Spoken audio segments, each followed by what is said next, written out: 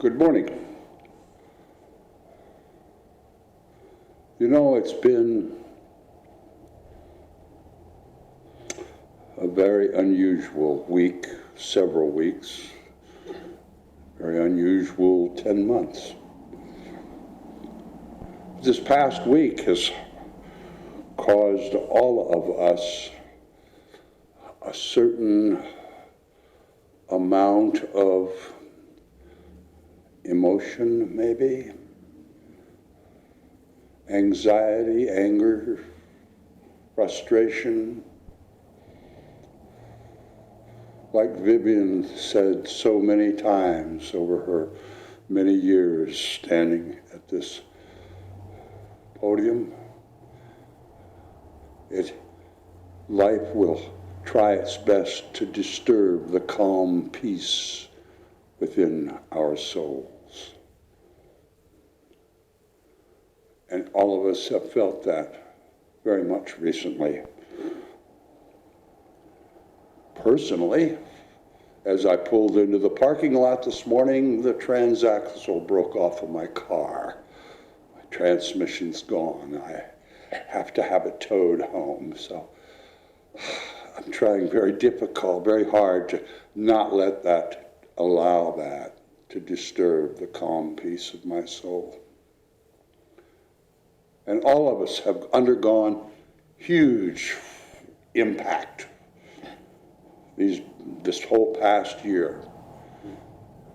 And as I said last week, I think what the world needs now, what we need now, is to heal. And how do we get in that place where we can heal? As I've thought about it this week, two people have come to mind, and they're quotes. And the first was Chief Joseph, when his small band of Nez Perce Indians were fleeing their homes, being chased from their homes in northwestern Oregon. They were trying to get over to Canada to join Chief Sitting Bull and have immunity in Canada. But they made it as far as Montana, and they were surrounded, and he did surrender to the government troops. And upon doing so, his speech was rather short. I don't remember all of it, except that his family was spread to here and gone, and some of them were dead. Most of the chiefs were dead. And as he surrendered, he said, "From where the sun is in the sky, I will fight no more forever." And he didn't. He lived 27 more years after that. Most of that time, half that time, was spent in prisons. But he did fight no more forever. Mother Teresa was asked once if she would help fight against the injustice and the poverty in India.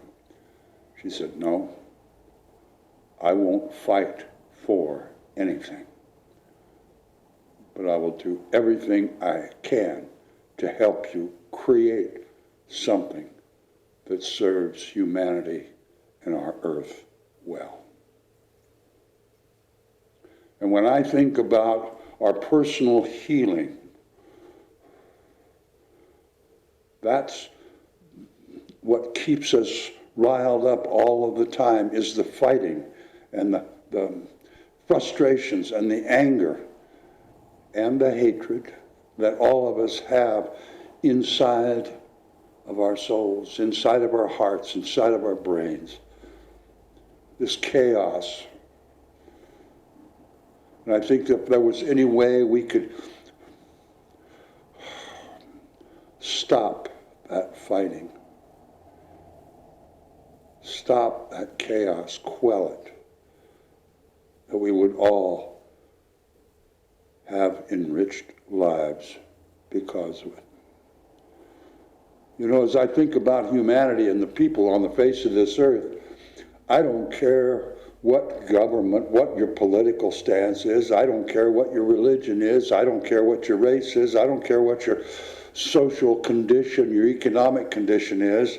I don't think there's a person in this world that doesn't want to wake up tomorrow morning and feel peaceful and safe.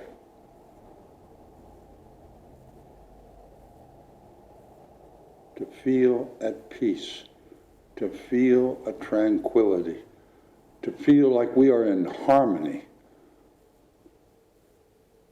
with life in this universe.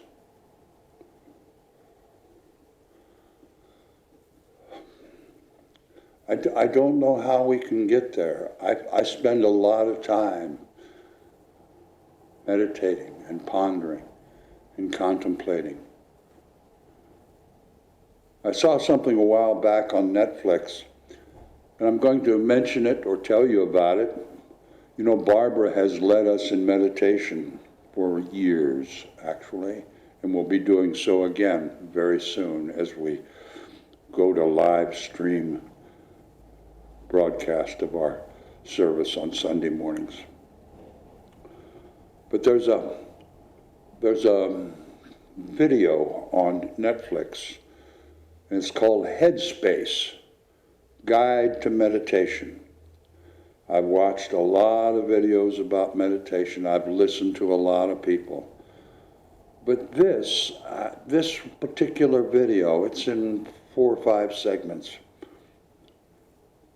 I think it's pretty basic and pretty easy to follow along. If you have a little trouble with meditation, or it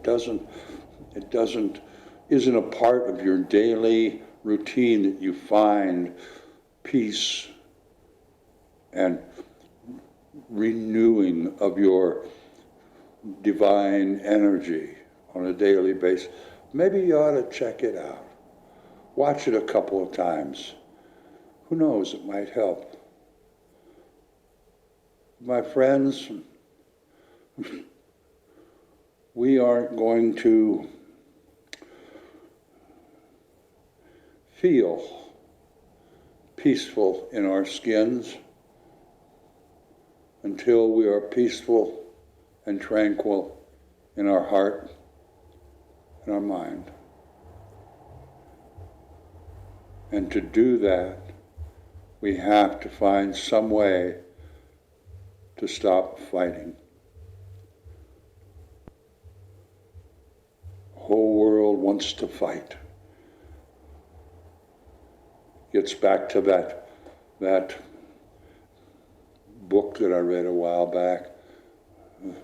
There's 2 kinds of consciousness in this world. One is about dominance and control and submission and force.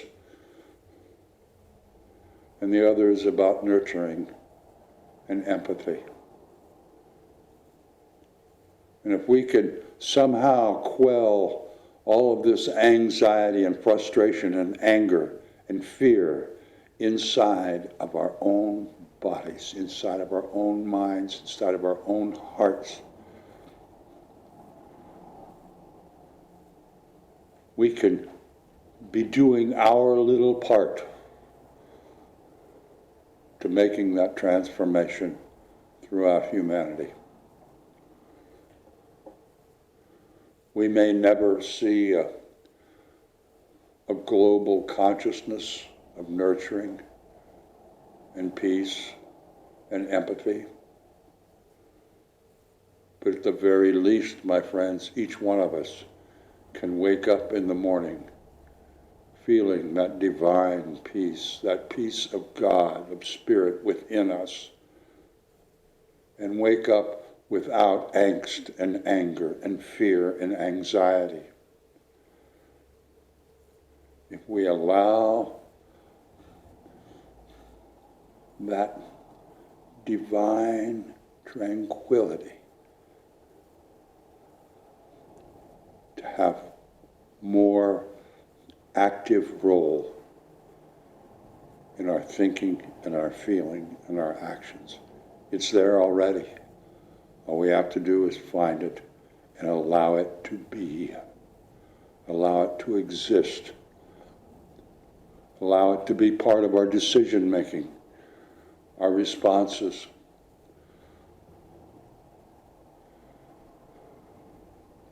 I have no idea what the future is going to bring.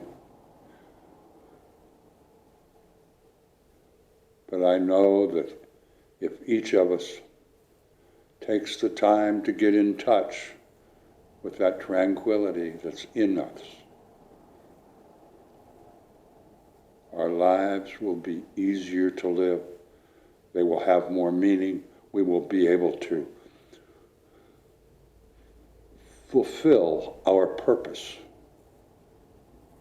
which I feel is to be the caretakers of ourselves and life on this planet, caretakers of each other.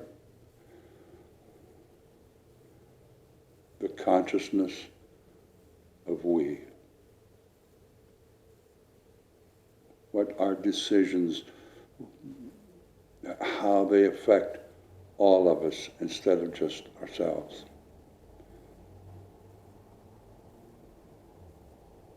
I wish each of us